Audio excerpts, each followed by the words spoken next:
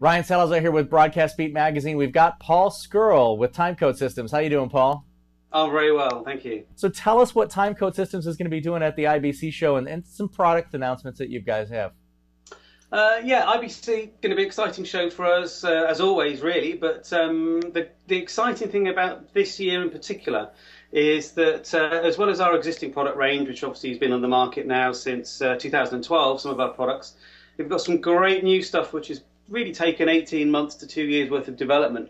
And that's finally now going to be shipping, hitting the markets, all new technology based on some new protocols. So it's going to be a really good time for us when we look forward to sort of showing those off in a couple of weeks' time. Tell us a little more about why you guys were created and what you guys do. Yeah, well, the company was originally created. I'm an ex sort of BBC sound supervisor and freelance sound supervisor mixer, working in multi-camera environments, working on outside broadcasts in the outside broadcast trucks.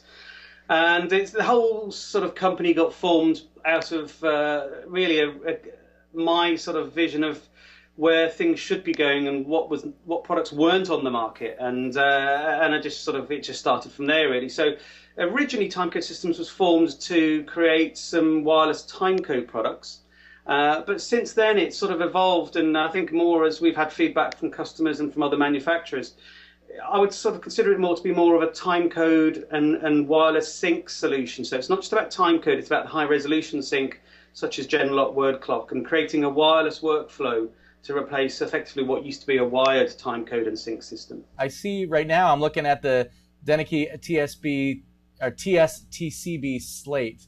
That's what you have right next to you, right? That's right. Actually, this is sort of it's a project that's been going for probably 18 months, 2 years.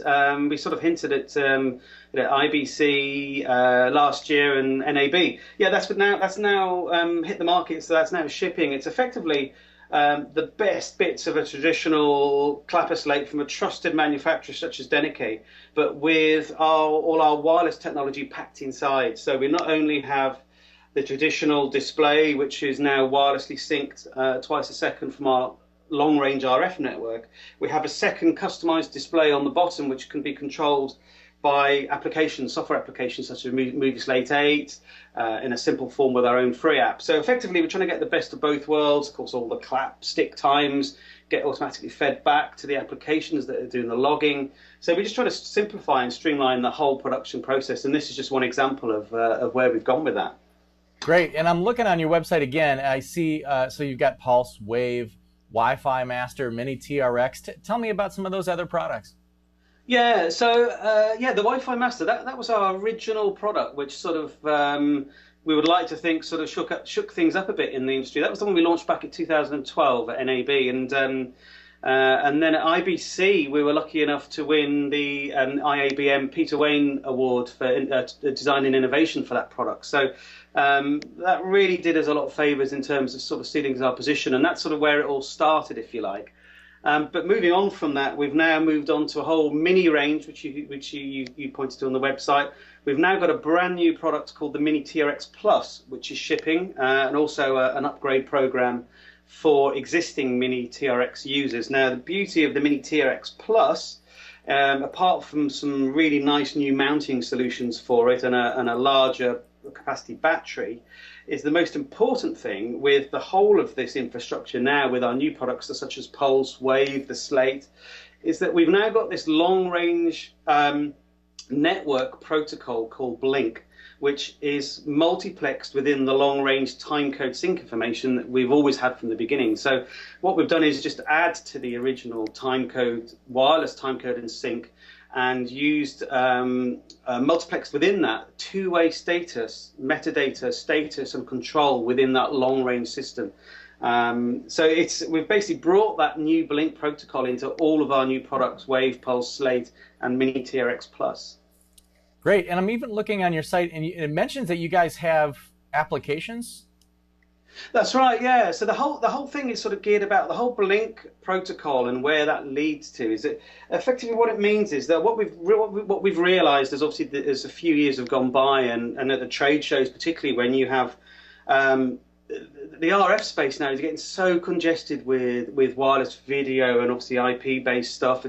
the real strength of what we've sort of developed from the beginning was that all our stuff is on sub-gigahertz bands. So it's license-free ISM bands, but they're sub-gigahertz bands, so they're well away from wireless video and Wi-Fi, and we use all of our long-range metadata and sync on that band. But then we just use Wi-Fi as a local hop between what we call a Blink master device and the application. So, for instance, our new Wave product, which is we're just shipping now, and obviously guys will be able to see at IBC.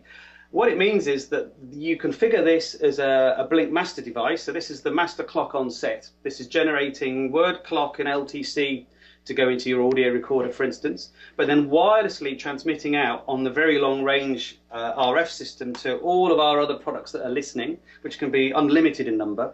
And they're generating Genlock and timecode for the other end, for the cameras.